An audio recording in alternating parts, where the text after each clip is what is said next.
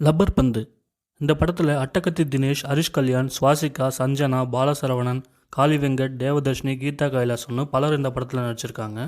படத்தோட கதை என்னன்னா, தன்னோட டீமுக்காக பேட்டிங் இறங்கினா நின்று விளையாடி செஞ்சுரி அடிக்கக்கூடிய ஆள் தான் நம்ம அட்டகத்தி தினேஷ். இந்த பக்கம் இன்னொரு சைடு தனக்கு பிடிச்ச கிரிக்கெட் டீமில் தன்னை யாரும் சேர்த்துக்காம எல்லா டீம்லேயும் போய் கெஸ்ட் பிளேயராக போய் விளையாடுற பிளேயர் தான் நம்ம ஹரிஷ் கல்யாண். இவங்க ரெண்டு பேரும் ஒரு கட்டத்தில் பர்சனலாகவும் சரி, கிரிக்கெட் டீமுக்காகவும் சரி எதிரெதிராக சந்திச்சுக்கிற ஒரு சுச்சுவேஷன் வருது. இதுக்கப்புறம் என்ன நடந்துச்சுன்னு காமெடியும் சென்டிமெண்ட்டும் கலந்து சொல்லியிருக்க ஒரு கதை தான் இந்த லப்பர் பந்து. அட்டகத்தி தினேஷ்க்கும் ஹரிஷ் கல்யாணுக்கும் இந்த படத்தில் ஈக்குவல் ஸ்பேஸ் கொடுத்து டைரக்ட் பண்ணியிருக்காரு. அட்டகத்தி தினேஷ்க்கு பேரா சுவாசிகாவும், ஹரிஷ் கல்யாணுக்கு பேரா சஞ்சனாவும் ஆக்ட் பண்ணியிருக்காங்க. கெத்துவா அட்டகத்தி தினேஷும், அன்புவா ஹரிஷ் கல்யாணும் ரெண்டு பேருக்குள்ளே நடக்கிற ஈகோ கிளாஷ்னால ரெண்டு பேரோட கேரக்டரும் ரொம்ப ஸ்ட்ராங்காக இருக்குன்னே சொல்லலாம். சுவாசிகாவும் சஞ்சனாவும் அவங்களோட யதார்த்த நடிப்பால் கேரக்டரில் கச்சிதமாக பொருந்திருக்காங்கன்னே சொல்லலாம்.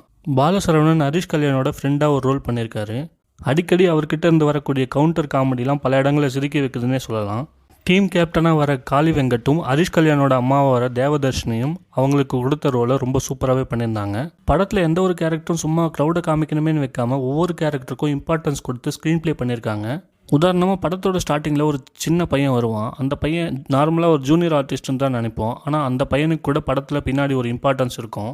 இப்படி படத்தில் ரைட்டிங்லேயும் சரி, ஸ்க்ரீன் பிளேலையும் சரி, டேரக்டர் தமிழரசன் பச்சைமுத்து தன்னை ஒரு சிறந்த டேரக்டர்னு நிரூபிச்சிருக்காருன்னே சொல்லலாம். படத்தில் சினிமாட்டோகிராஃபியும் பேக்ரவுண்ட் ஸ்கோரும் நல்லாவே பண்ணியிருந்தாங்க. மொத்தத்தில் படம் எப்படி இருந்துச்சுன்னா, கொடுத்த காசுக்கு ஒர்த்தான ஒரு ஃபேமிலி ஃப்ரெண்ட்ஸ்லாம் போய் பார்க்கக்கூடிய ஒரு படமாக இருக்கும். தேங்க்ஸ் ஃபார் வாட்சிங்.